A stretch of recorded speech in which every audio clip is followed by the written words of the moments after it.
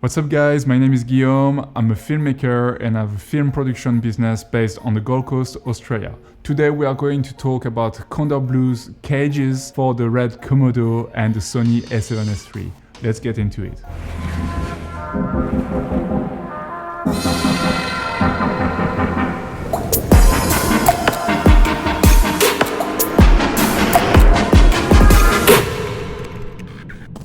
I invite you to stay until the end of the video if you want to hear my opinion about those two cages, all the benefits and stuff I haven't seen in any other system in the market, but also if you want to hear my opinion about stuff that I didn't really like, that really bugged me and like to see improved. But first, why would you need a cage? I see two major reasons. The first one, for protection. The same reason why you would put a case on your iPhone, I would put a case on my camera. The second reason you would want to use a cage is for added mounting points for accessories. Usually cameras come with very limited mounting options other than the tripod screws at the bottom. The point of having a cage there is to be able to offer mounting points for microphone, handles, monitors, rods for a face system for example, V-mount or anything you may need. There are a few cage manufacturers out there and over the years I've used quite a bunch of them. And when Kondor Blue released theirs for the Sony A7S III and the Komodo, two cameras I use pretty much every day, I had to give it a go. Note that this video is not sponsored by Kondor Blue. I do not get paid by them, nor do they have a say on the video before I show it to you guys on YouTube. All you will get in this video is my true unbiased opinion.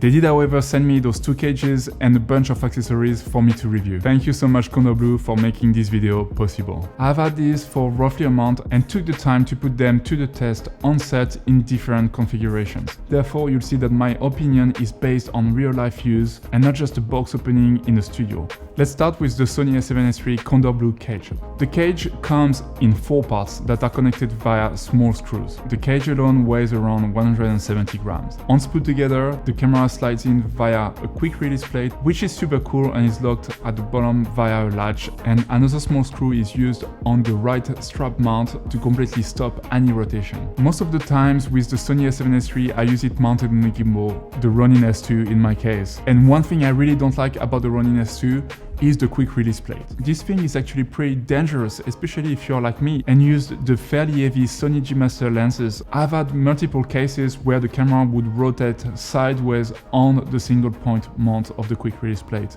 Having only one mounting point is very limiting, and having the option on the cage to have 2 mounting points at the bottom makes a huge difference. You just need to use another base plate on the Ronin S2 that allows 2 mounting points. The cage offers an insane amount of quarter threaded mounting points, an extra 3x8 thread on the left side, 2 NATO rails, one on the left side and one on the top, both with a spring-loaded pin for safety. I'd like to note that I really like that this top NATO rail is positioned forward over the lens, which allows the hand to be right over the center of gravity of the camera, especially when using heavier lenses. There is also one cold shoe mount on the top left side. If you get what they call the base rig kit for Sony Alpha, you'll also get a universal ARRI base plate, 2 15mm rods and a badass Sony E-mount cine cap. You'll also get the top handle with a start and stop button, which is super convenient. Another 2 cold shoe mounts on it, an insane amount of quarter threads and 3x8 threads. I think over 22 in total, as well as an ARRI locator pin mount for a monitor mount for example. And the great thing about all these accessories is that they are compatible across the Kondor Blue ecosystem and can be used on my RED Komodo Kondor Blue cage. Let's talk about the RED Komodo cage. Very different design due to the camera form factor. This one comes in 4 modules and offers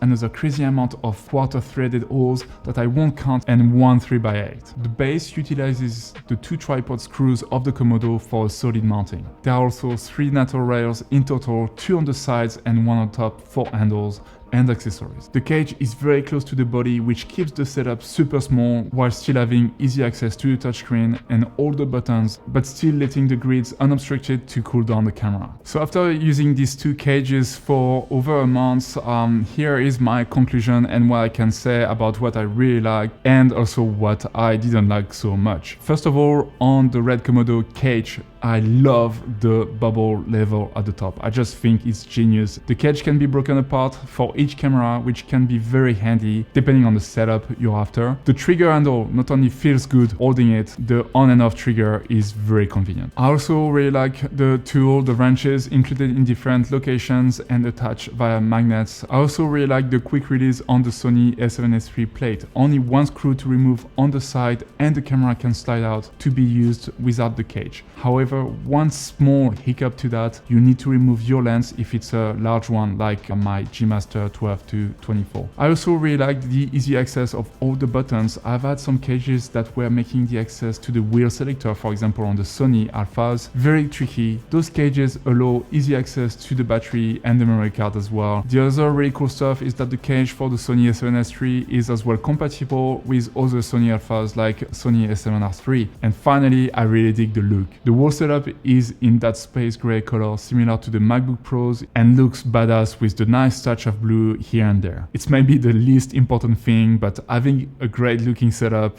is always a plus, so I'll take it. Okay, I've said a lot of great stuff about these two cages, but there are a few things that I think could use some improvement. Let's start with the Sony A7S3 cage that has the cool option to be partially assembled. True, however, I've noticed that this also translates in a loss of rigidity. I did double check that all the screws were tight enough, but the top left part has a bit of play. This is not the end of the world, but doesn't inspire a lot of confidence, especially when the setup gets heavy.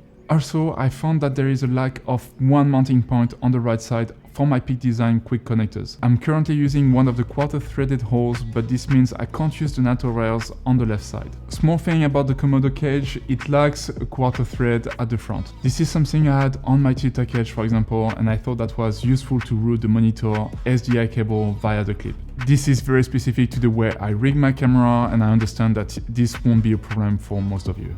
There is one thing that I really don't like, however, is the different type of screws and thus the wrenches that you need.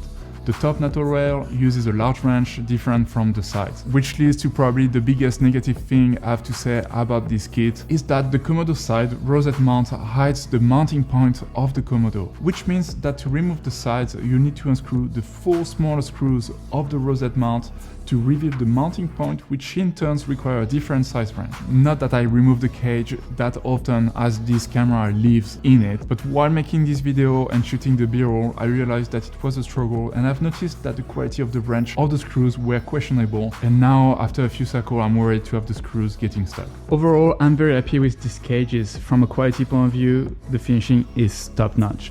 From a functionality point of view, it does exactly what I need them to do, and I can confirm that they will become a part of my filmmaking kit to be used on set.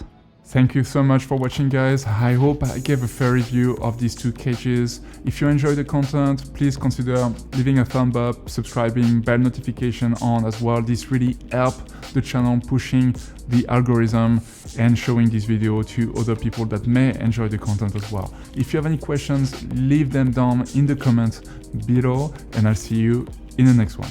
Tschüss.